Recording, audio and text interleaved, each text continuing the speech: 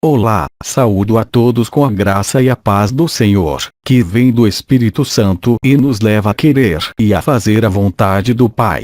Eu sou cristão anônimo. Não tenho medo do que estou fazendo. Não tenho vergonha do Evangelho. Apenas não quero ser reconhecido. Não tenho interesse em me promover, de receber elogios ou me achar mais santo do que qualquer outro irmão ou irmã. Na realidade, creio que serei muito criticado, pois sempre que se fala a verdade contida na Bíblia, somos alvos de perseguição. Também não tenho medo da perseguição, pois se os profetas e o próprio Senhor Jesus foram perseguidos, a mim cabe a honra de também sê-lo.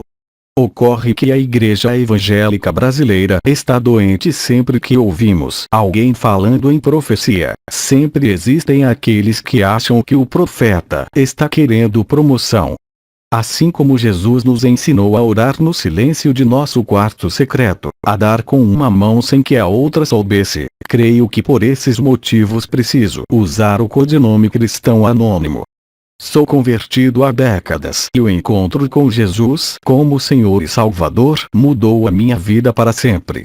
Havia encontrado a alegria da salvação e uma comunidade chamada Eclésia, a comunidade dos que foram chamados de fora para dentro, para uma novidade de vida. Composta de pecadores como eu e você, a igreja haveria de não ser perfeita. Jesus, em Mateus capítulo 25, deixou claro os dois tipos de candidatas às bodas que ele haverá de encontrar quando vier buscar sua igreja: as tolas imprudentes sem o azeite da unção e as sábias prudentes com suas lâmpadas cheias do azeite. Foi uma contestação sobre a possibilidade de algumas candidatas às bodas do Cordeiro não estarem preparadas para este tão grande e importante dia.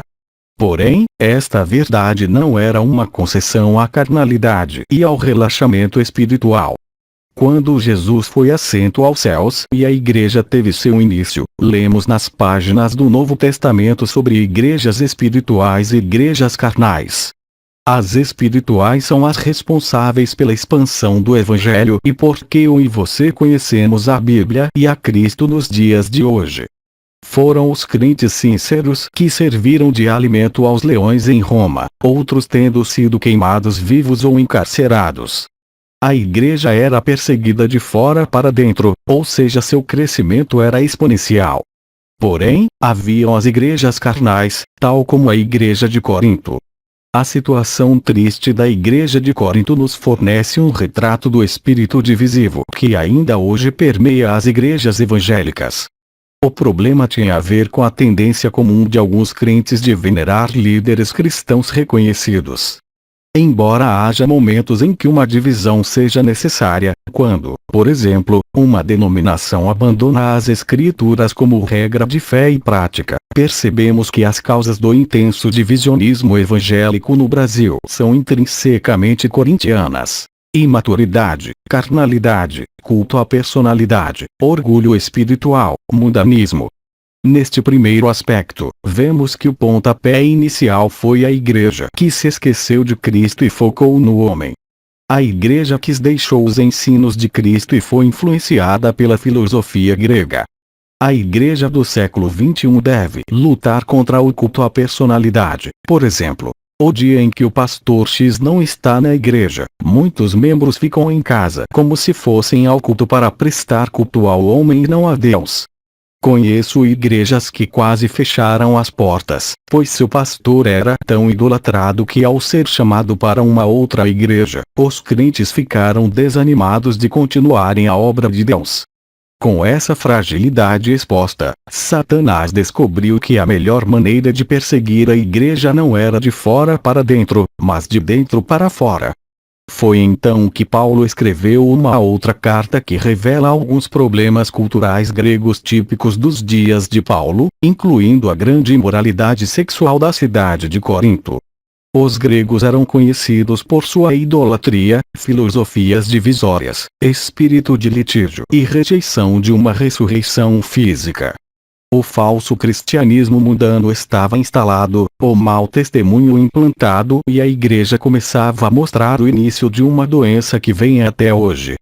Paulo então precisa repreender certos pecados que até hoje dão muito trabalho aos pastores: espírito sectário, incesto, fornicação, divórcio e ingestão de alimentos oferecidos a ídolos. Com sua intrepidez e fidelidade ao Senhor, Paulo não demoraria a enfrentar problemas com esses falsos crentes. Na segunda carta ao jovem pastor Timóteo, no versículo 14 do capítulo 4, Paulo diz: Alexandre, o latoeiro, causou-me muitos males. O Senhor lhe pague segundo as suas obras. Profetizando os problemas que iriam ocorrer com os pastores, Paulo diz a Timóteo: sabe, porém, isto, que nos últimos dias sobrevirão tempos trabalhosos. Porque haverá homens amantes de si mesmos, avarentos, presunçosos, soberbos, blasfemos, desobedientes a pais e mães, ingratos, profanos, sem afeto natural, irreconciliáveis, caluniadores, incontinentes, cruéis, sem amor para com os bons, traidores, obstinados, orgulhosos, mais amigos dos deleites do que amigos de Deus, tendo a aparência de piedade, mas negando a eficácia dela. Destes afasta-te. Porque deste número são os que se introduzem pelas casas, e levam cativas mulheres nécias carregadas de pecados, levadas de várias concupiscências, que aprendem sempre, e nunca podem chegar ao conhecimento da verdade. E, como Janés e Jambres resistiram a Moisés, assim também estes resistem à verdade, sendo homens corruptos de entendimento e réprobos quanto à fé. Não irão, porém, avante. Porque a todos será manifesto o seu desvario, como também o foi o daqueles. Tu, porém, tens seguido a minha doutrina, modo de viver, intenção, fé, longanimidade, amor, paciência, perseguições e aflições tais quais me aconteceram em Antioquia, em Icônio, e em Listra. Quantas perseguições sofri, e o Senhor de todas me livrou. E também todos os que piamente querem viver em Cristo Jesus padecerão perseguições. Mas os homens maus e enganadores irão de mal para pior, enganando e sendo enganados. Segundo Timóteo 3, de 1 a 13, temos aqui o início da falta de respeito aos pastores e líderes. Se é verdade que o líder espiritual não deve ser idolatrado, também é verdade de que não devem ser ultrajados.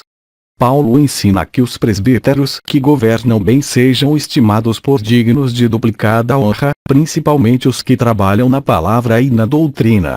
1 Timóteo 5,17. A igreja do século XXI, no seu viver de extremismos, ou idolatra ou maltrata. Raras igrejas seguem corretamente o que a Bíblia diz sobre o respeito aos líderes espirituais.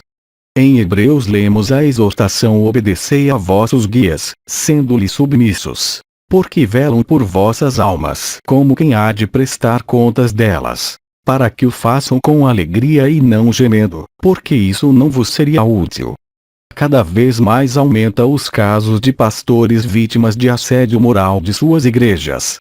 O assédio moral ocorre quando alguém que exerce poder de empregador sobre um empregado. É um crime comum em instituições seculares e está ficando comum nas igrejas, quando essas agem como instituição em forma de pessoa jurídica. Cada vez mais pastores estão contraindo câncer de origem emocional, problemas cardíacos e úlceras. O ministério, que naturalmente não é fácil, fica mais difícil não pelos ataques de fora ou perseguição dos não crentes, mas sim pelos membros carnais recheados de pecados ocultos, com vidas comprometidas com o mundo, que não suportam ouvir a repreensão bíblica. Paulo disse: pois virá o tempo em que não suportarão a sã doutrina. Ao contrário, sentindo coceira nos ouvidos, juntarão mestres para si mesmos, segundo os seus próprios desejos. Aqui temos um dos maiores problemas de nossos dias. Com muita frequência se coloca toda a culpa sobre pastores, os chamando de falsos pastores. De fato, há muitos falsos pastores, tal como diz Ezequiel. A palavra do Senhor foi-me dirigida nestes termos: Filho do homem, profetiza contra os pastores de Israel. Dize-lhes a esses pastores este oráculo: eis o que diz o Senhor Javé. Ai dos pastores de Israel que só cuidam do seu próprio pasto. Não é seu rebanho que devem pastorear os pastores. Vos bebeis o leite, vestes-vos de lã, matais as reses mais gordas e sacrificais, tudo isso sem nutrir o rebanho. Vos não fortaleceis as ovelhas fracas. A doente, não a tratais. A ferida, não a curais. A transviada, não a reconduzis. A perdida, não a procurais. A todas tratais com violência e dureza. Porém, existem também as falsas igrejas. Igrejas que maltratam os pastores e suas famílias. Igrejas que pensam ser o pastor um mero empregado e que podem cobrá-los da forma que desejarem. Membros não convertidos, sem vida de oração e com vida de pecado. Um denominador em comum tem sido líderes diaconais carnais não convertidos com pecados de adultério, palavreado cheio de palavras torpes, que se embriagam em reuniões sociais, mal pagadores, agiotas entre outras mazelas. O que pode ser feito? Estaria tudo perdido. Existe alguma solução? Alguns teólogos acreditam que estamos vivendo os tempos da igreja de Laodiceia, uma igreja que troca os valores celestiais pelos os valores do mundo. Igreja centrada em prédio, em ter, a igreja que olha para a conta bancária, para os relatórios, para os resultados, para os números, a igreja que se esqueceu do reino e da volta do rei. É uma época onde cristãos e liderança se arranham uns aos outros, dentro das igrejas, mas não se esforçam para ser mais parecido com Jesus. É uma época onde é comum, cristãos e liderança baterem-se uns aos outros em tribunal porque ninguém quer ficar com a afronta, todos se querem vingar a si mesmos e repor a sua própria justiça atrás de um pretexto de santidade. Outra situação são os cultos com 2 horas de suposta adoração e 5 minutos de mensagem bíblica. Igrejas que desperdiçam seus recursos pagando cantores famosos e sem vida transformada para programações apenas para encher calendários e agendas frias, sem relevância espiritual com foco apenas no entretenimento. Quase sempre não há uma pregação evangelística nestas programações. Eu acredito na Bíblia, no poder da oração e do perdão. Por isto vou dar minha opinião de alguns passos sérios que podem ser tomados. Primeiro passo: a igreja precisa admitir seu erro, seu pecado. A segunda instituição formada depois da família, não foi o seminário formador de pastores. Foi a igreja primitiva. A igreja somos todos nós, liderados e líderes. Precisamos colocar o joelho no pó e começarmos uma rotina de oração e jejum que nos leve ao arrependimento. Igrejas que desejam ser sadias, necessitam pedir perdão a todos os ex-pastores que já passaram pela igreja. Mesmo que eles tenham feito a igreja chorar, mas é necessário. A igreja precisa assumir sua responsabilidade diante de Jesus e buscar a cura para os traumas emocionais e espirituais.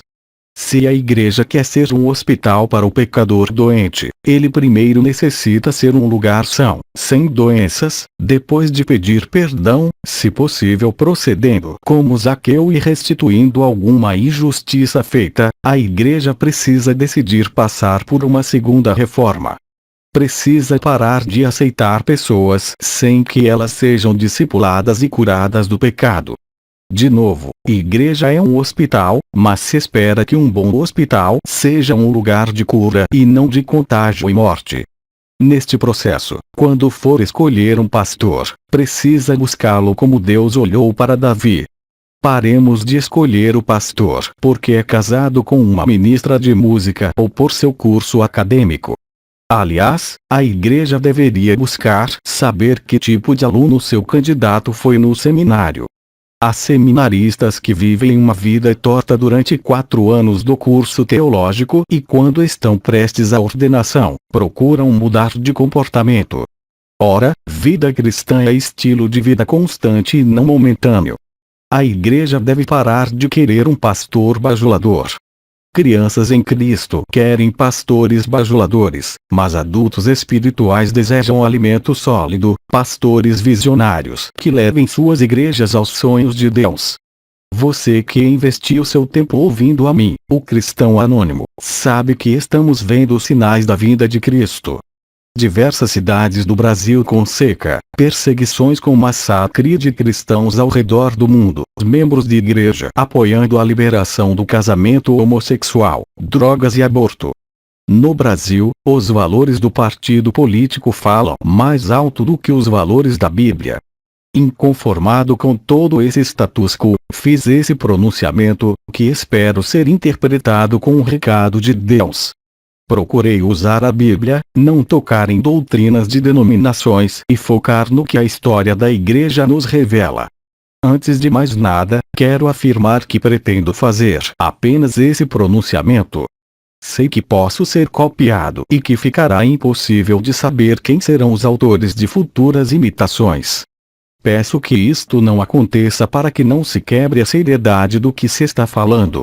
Vou criar um perfil no Facebook, o qual até a segunda ordem será o único local de compartilhar minhas mensagens.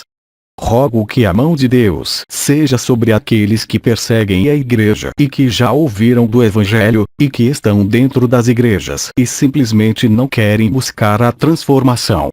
Pois chegou a hora de começar o julgamento pela casa de Deus. E, se começa primeiro conosco, qual será o fim daqueles que não obedecem ao Evangelho de Deus?